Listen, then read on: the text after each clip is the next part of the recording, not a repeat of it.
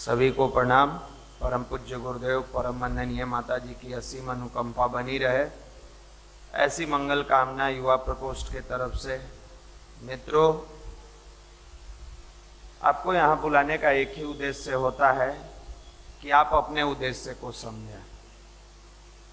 यहाँ इसलिए नहीं बुलाया जाता है कि आप यहाँ आइए, बैठिए, कहानी सुनिए, फिर उठिए, जाके जिलेबी खा लीजिए, आज 15 अगस्त हो गया। आज आज़ादी का मतलब आप लोग सोचते हैं कि हम तो आज़ाद हो गए। वो आज़ादी कौन है? वो तो भैया 15 अगस्त 1947 को हो गए थे। रियल आज़ादी तो हम लोगों को अब मिला। गार्जियन से दूर हुए। जब मन करता है पढ़ेंगे, नहीं मन करता है नहीं पढ़ेंगे, हम आज़ाद हैं। आपकी तो आज़ादी यही है। घर से पैसा आ रहा है, समय समय से पैसा आ रहा है, हम यहाँ आज़ाद हैं। मेरे मित्र, यहाँ बुलाने का उद्देश्य साफ है कि आप अपने उद्देश्य को समझें। 80% युवा पटना में 80% की बात कर रहे हैं, 10-20% का नहीं। 80% युवा पटना में रहने वाला 4 घंटा सेल्फ स्टडी नहीं करता है। 4 घंटा। आप लोग अपना अपना चेक करते चलिएगा।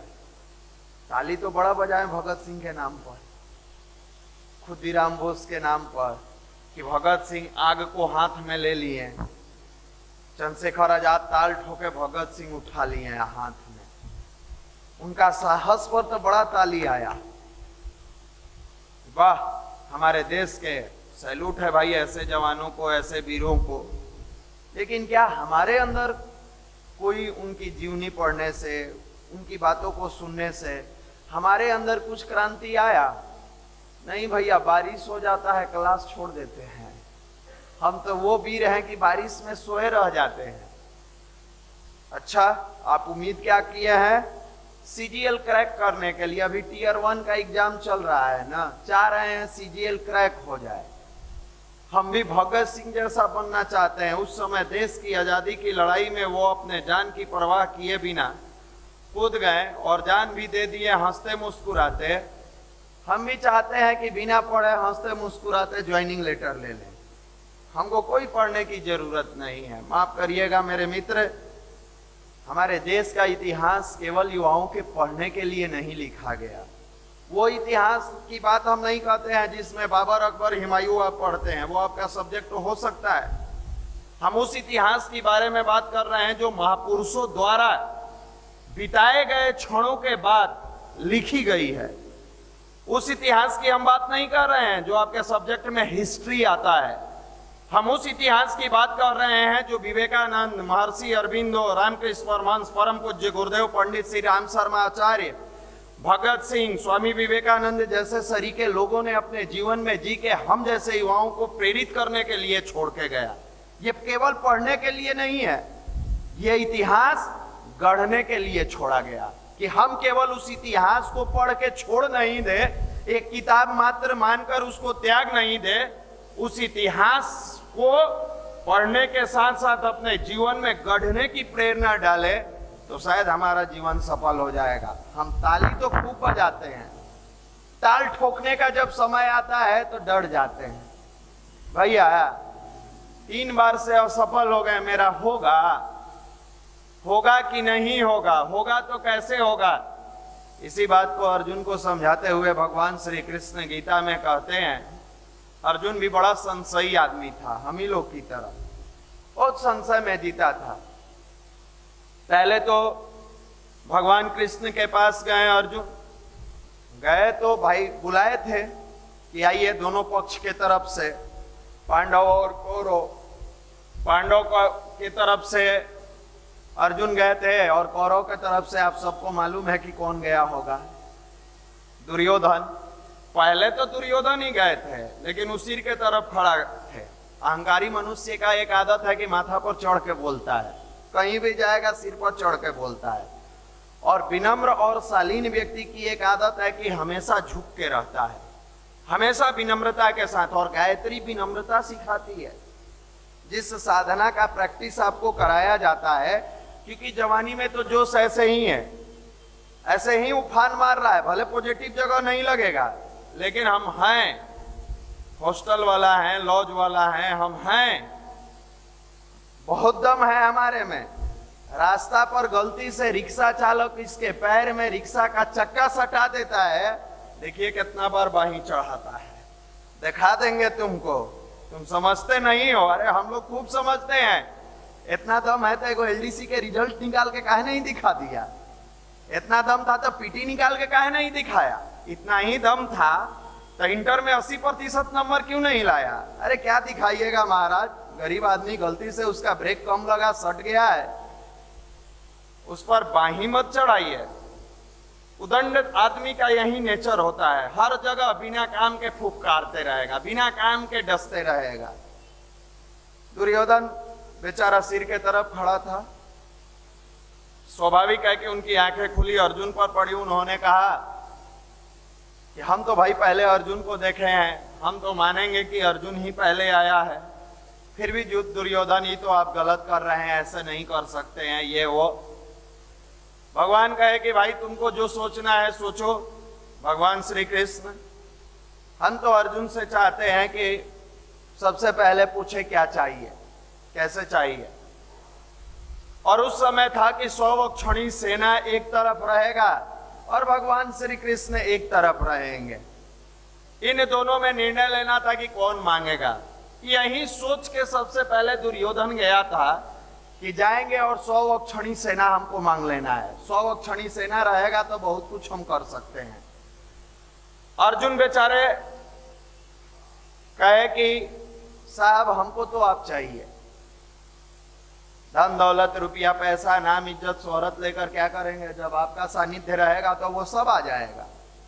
आप जो परेशान हो जाते हैं, हमारी गर्लफ्रेंड हो जाती, मेरे पास मोबाइल हो जाता, मेरे पास बाइक हो जाती, इसके बजाय अगर आप पढ़ाई में ध्यान लगाते, साधना में ध्यान लगाते, अपने जीवन को बेहतर बनाने में ध्यान लगाते, तो आपको अपने आप सब कुछ मिल जाता। प्रभु का साथ है तो प्रभुता तो आना ही तय, और प्रभुता आपके पास है, प्रभु का साथ नहीं है तो कब वो चला जाएगा कोई नहीं जानता।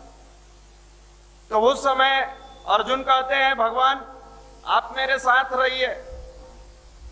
खुश हो जाता है अंदर से दुर्योधन, अरे जो हम मन का चाह रहे थे वो हो जाए, बड़ा बढ़िया होगा। बहुत प्रसन्न होता है, अति प्रसन्न होता है कि हम जो चाहें वही हो रहा है यार। हमको तो चाहिए था 100 अक्षणी सेना। मुस्कुरा के कहता है, कुटिल आदमी जो होता है, थोड़ा निगेटिव टाइप का जो आदमी होता है, वो हर जगह चालबाजी करता है, हर जगह। इमोशनल आदमी को चालबाजी करने नहीं आता है, वो हर चीज इमोशंस से करता है, प्यार से भाव से करता है। कहता है अरे अब छोटा भाई है, मांग लिया है तो हमको कोई अफसोस नहीं है, जाइए आप ही उसी के। उसको तो जो चाहिए वो मिल रहा था, खुश हुआ, 100 अक्षणी सेना लेके गया। अब यहां अर्जुन दे तो दिया, 100 अक्षणी सेना नहीं मांगे, भगवान का साथ मांगे। फिर भगवान श्री कृष्ण पूछते हैं अच्छा एक चीज बताओ, तुम्हारे हाथ में था 100 अक्षणी सेना और हमारा साथ, तुम उतनी सेना को ठुकरा दिया, मेरा साथ क्यों मांगा?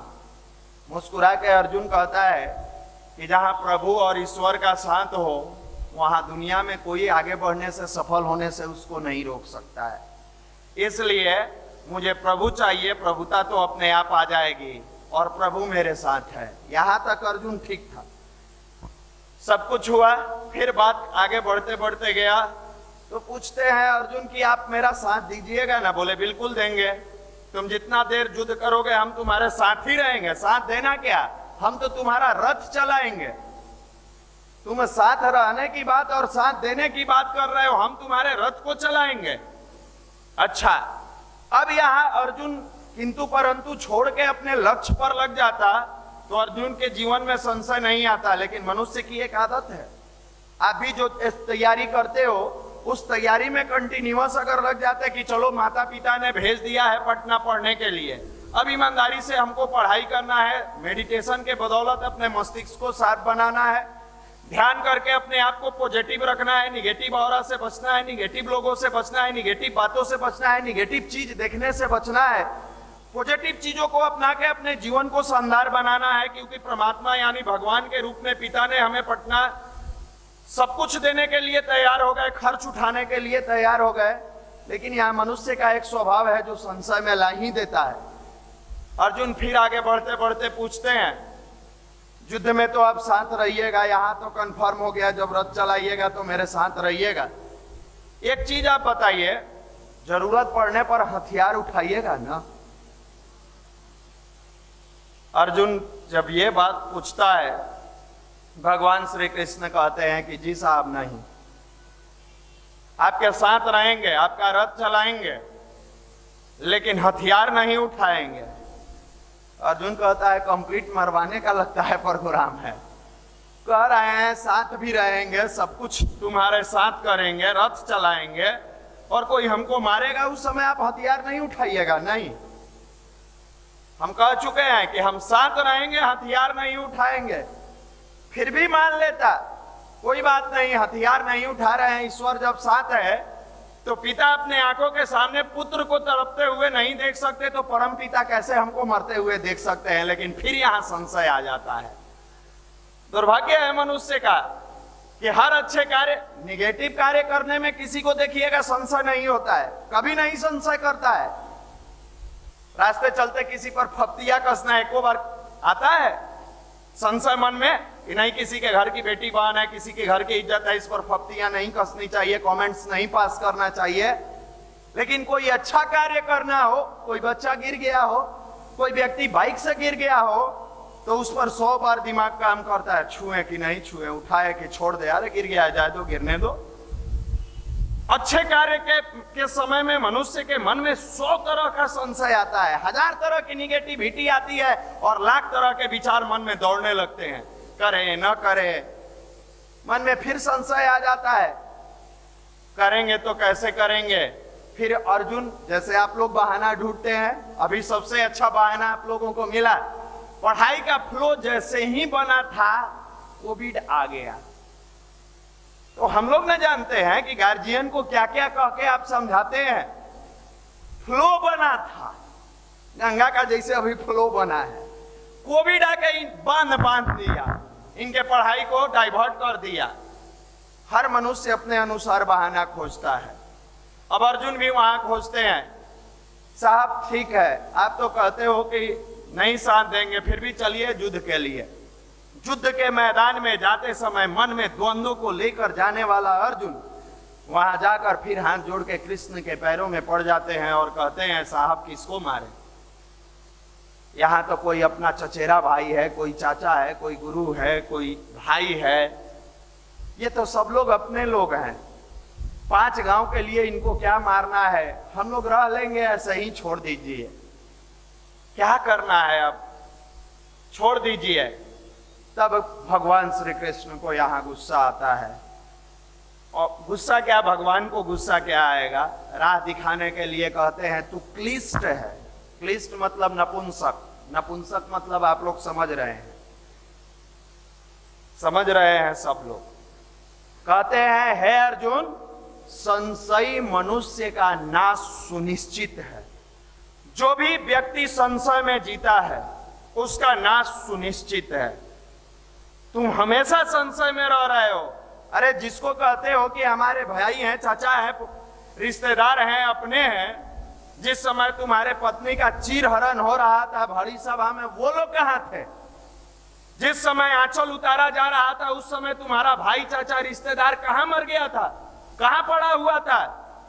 इसलिए हमेशा याद रखना अर्जुन, संशय मनुष्य का नाश सुनिश्चित है। तुम अक्सर संशय में जीते हो। कर्म खल, फल की इच्छा मत रख, कर्मण्यवादी का रास्ते मां फले स्वकदाच। कर्म कर, तुम्हारे हाथ में फल नहीं है, मेहनत आपके हाथ में है, रिजल्ट तो आएगा ही आएगा, लेकिन आप रिजल्ट के इंतजार में अपने रास्ते को डाइवर्ट करते हैं, वो कहीं ना कहीं गलत है, उसको मत लेके चलिए। तब अर्जुन हताश निराश होकर पैरों में गिरता है और कहता है साहब मेरे आंखों के सामने अंधेरा छा गया है, पटना की चकाचौंध में आकर मैं अपनी राहों को भूल गया हूं, आप मुझे राह दिखाने की कृपा प्रदान करें। तब 4 चीज समझाया जाता है इस युवा मंडल में वर्तमान के अर्जुनों को, जो आज आके भटक गए हैं। उस समय का युद्ध तीर धनुष वाला था, आज का युद्ध कलम से जीतना है। उस समय हथियार उठाकर युद्ध जीतना था, छल बल कल के साथ जीतना था। आज बुद्धि विवेक को जागृत करके इमोशंस के साथ अपनी पढ़ाई को बेहतर करके युद्ध जीतने की बारी आई है। आके समर्पित करता है, हाथ जोड़ के गिर पड़ता है, साहब बताइए हम कैसे युद्ध जीतेंगे। भगवान श्री कृष्ण कहते हैं भूल जाओ कौन है चाचा, कौन है फूफा, कौन है मौसा, कौन है गुरु, कौन है क्या कौन, ये सारी चीज भूल जाओ। और ये आज के अर्जुन को भी भूलना होगा, वर्तमान के भी अर्जुन को भूलना होगा। चाचा के बेटी के शादी में 30 तारीख को है, 15 तारीख से चले गए घर। फूफा की यहाँ फुआ के बेटा के शादी था, उसमें 15-20 दिन पहले घर चले गए। आप रिश्तेदारी निभाते रहोगे, आपका जीवन कैरियर चला जाएगा। जब अपने साथ ईमानदारी निभाओगे तब कहीं जाकर आपका कैरियर बनेगा। और वहां अपने साथ ईमानदारी निभाने की कला सिखाते हैं अर्जुन को भगवान श्री कृष्ण कि तुमको चाचा फूफा मौसा को नहीं मारना है, उन सारे लोगों को मार देना है जो धर्म के साथ खड़े नहीं है, अधर्मी का साथ दे रहे थे। चाहे सामने कोई भी क्यों ना हो, उस एक एक व्यक्ति को मार देना है। उस समय तुमको ये नहीं सोचना है कि ये मेरा रिश्तेदार है, क्योंकि अधर्मी धर्मी का रिश्तेदार कभी हो ही नहीं सकता है। और यही आज के वर्तमान अर्जुनों के लिए है जो यहाँ आके बैठे हैं। जो आपका टाइम बर्बाद करता हो वो आपका हो ही नहीं सकता है। जो आपको लक्ष्य से भटकाता हो वो आपका हो ही नहीं सकता है। वो चाहे मित्र हो, भाई हो, सगा हो, अपना हो, रिश्तेदार हो, आपको अगर भटका रहा है, आपके टाइम को बर्बाद कर रहा है, वो आपका मित्र नहीं हो सकता है। तो आज का युद्ध कैसे जीतेंगे, कौन से हथियार की आवश्यकता है, यही 4 हथियार देने का काम परम पूज्य गुरुदेव जी किए। चाहे वो विद्यार्थी हो, राजनेता हो, समाज सृजता हो, कोई हो, 4 चीज उन्होंने दिया। बेटे साधना, स्वाध्याय, संयम और सेवा, ये 4 हथियार लेके जाओ। दुनिया के जिस फील्ड में जाओगे, जहां कदम रखोगे, वो मिट्टी तुम्हारे कदम को चूमेगी। आज पूरे देश में नीरज चोपड़ा का नाम छा गया। कल तक जिसको कोई नहीं जानता था, आप लोग जानते थे कि देश में भाला फेंकने वाला भी कोई व्यक्ति ओलंपिक खेलने गया है 2 महीना पहले तक। लेकिन उस बंदे ने अपने जीवन में जो संघर्ष किया, कोई रिश्तेदारी बहुत नहीं निभाया, दोस्तों के बहुत दोस्ती नहीं है, उन्होंने अपने साधना को सब कुछ माना। और जीवन में गुरुदेव ने स्पष्ट लिखा है, बेटे अपनी सुधार संसार की सबसे बड़ी सेवा है। अपनी सुधार संसार की सबसे बड़ी सेवा है। आपके मन में कई बार आता है कि हम साहब सेवा करना चाहते हैं, हम सेवा करना चाहते हैं। कहा? अपने लिए, अपने परिवार के लिए, अपने समाज के लिए, अपने राष्ट्र के लिए, अपने देश के लिए। आप अगर सेवा ही देना चाहते हो, सेवा ही करना चाहते हो, तो आप अपने अंदर की सुधार को, अपनी बुराइयों को त्यागिए और अच्छाइयों को अपनाने का प्रयास करिए। अपनी सुधार संसार की सबसे बड़ी सेवा है। ये संयम आएगा कहां से? जब आपकी साधना मजबूत होती है। और साधना का मतलब मेडिटेशन, ध्यान। साधना का मतलब नहीं कि 20 मिनट टाइम समाप्त हो और गायत्री मंत्र पढ़ के उठ गए। साधना का मतलब ये नहीं है कि हमारा मन लग रहा है या नहीं लग रहा है, हम जबरदस्ती कहा गया है तो 20 मिनट बैठेंगे ही बैठेंगे। साधना का मतलब भावों को जागृत करना, इमोशंस को जागृत करना, अपने आप को परमात्मा के नजदीक रखना। जैसे छोटा बच्चा जब माँ की गोद में जाता है, दूध पीने के लिए सीने से लग के स्तनपान करता है, उस समय पूरी दुनिया में क्या हलचल है, कैसे है, उसका खिलौना कहाँ रखा हुआ है, साइकिल कहाँ है, सब कुछ भूल जाता है। वो बस उस माँ का हो जाता है, भूला जाता है कि हम कौन है, कहाँ है, किस रूप में है। आप हम साधना के समय उसी भाव में जाए। कई भाई कहते हैं भैया ध्यान तो करते हैं, ध्यान लगता नहीं है, ध्यान टिकता नहीं है। अरे ध्यान टिकाने का चीज नहीं है। प्यार जो होता है, इमोशंस जो होता है, भाव जो होता है, वो टिकाया नहीं, लगाया जाता है। आप किसी से प्यार करते हो, आपको अपनी मोबाइल से ही प्यार है, वस्तु के बारे में बता रहे हैं। व्यक्ति हटाइए, आपके मोबाइल का नया खरीद के लाए हैं, उसके स्क्रीन पर थोड़ी भी धूल मिट्टी लगती है, थोड़ा भी कुछ होता है, आप 10 बार उसको अपने कपड़े में पोंछते हो। 10 बार उसको साफ करके बढ़िया से देख के सुरक्षित पैकेट में रखते हो। आप किसी अपने मित्र से प्यार करते हो, आप मित्रता में प्यार करते हो, आप जब बातें करते हो उससे बैठ के पूरी दुनिया को भुला जाते हो, या मोबाइल पर भी आप बातें करते हैं। प्यार किए हैं, समय से फोन करते हैं, हाल चाल जानने के लिए। बहुत बड़ी जिम्मेवारी है, इतना बड़ा जिम्मेवारी तो दुनिया में कोई उठाया ही नहीं जितना बड़ा जिम्मेवारी हमारे युवा भाई उठाए हैं। समय से समाचार लेना चाहिए। हाँ हाँ, खूब लीजिए। भले घर में जो 9 महीना दर्द झेल के आपको यहाँ तक भेजी बड़ा करके, उसका हाल समाचार ले या न ले, लेकिन जानू का तो लेना चाहिए। एक बात, अब समाचार लेते लेते लेते लेते अलगे समाचार चलता है, अलग दुनिया के समाचार में चले जाते हैं। क्या है? तथाकथित प्यार मानते हैं। वो प्यार नहीं है, वासना है। वो अपोजिट सेक्स के प्रति अट्रैक्शन है, जिसको आपने प्यार नाम दिया है। उसमें भी आप डूबते हो तो घंटों डूब जाते हो। वो तो मोबाइल का सिम वाला जो नेटवर्क वाला है, 1 घंटा का अगर नहीं लगाया रहता तो मोबाइल चलते चलते बैटरी बैठ जाता, मोबाइल ब्लास्ट कर जाता, लेकिन ये सब बात करना नहीं छोड़ता है। तो 1 घंटा में कट जाता है। अब क्या है, पूरे भाव में डूब गया, उसमें इमोशंस में। या बहुत सारे लोग मूवी देखने का आदत होता है। कोई अच्छी मूवी आपके सामने आई, देख रहे हैं, आप बैठ के उस मूवी को देखना शुरू किए। आपका मनपसंद मूवी है, आप हिलते डोलते हो, आप इत्मीनान के साथ, जब तक प्रचार नहीं आएगा आप नहीं जाते हो। याद करो, प्रचार आएगा तब उठ के जाएगा। भले उसको तेजी लगा हुआ है, कोई बात नहीं, और तो और हटाइए। आईपीएल का मैच चलेगा, टेस्ट वाला मैच बहुत लोग को इंटरेस्ट नहीं आता होगा, हालांकि फिर भी लेता है, कोई काम नहीं है तो टेस्ट देखो। पढ़ाई तो 2-4 घंटा है, तो भाई दिन कटेगा कहां से? तो टेस्ट देखो, कम से कम सुबह नहीं 3:30 बजे से लेके 11:30 बजे तक चलता रहेगा। देखते रहेंगे, कुछ ना कुछ तो हो रहा है। तो वहां भी नहीं हिलता डोलता। ये क्या है?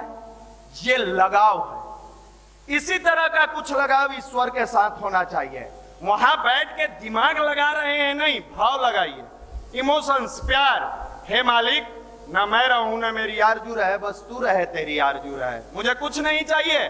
बस पूरी भाव के साथ आंख बंद कर लिए, दोनों हाथ गोद में कर लिए, या ऐसे करके, और सुखासन की स्थिति में बैठ के मन ही मन गायत्री मंत्र चल रहा है। स्वर्णिम सूर्य का ध्यान, वो प्रकाश की किरणें, और इस भाव से कि वो प्रकाश की किरणें हमारे रोम रोम को पुलकित कर रही है, प्रकाशित कर रही है, और मन ही मन कभी सोच रहे हैं पूरी भावना में डूब के कि परम पूज्य गुरुदेव परम वंदनीय माता जी की गोद में बैठे हुए हैं।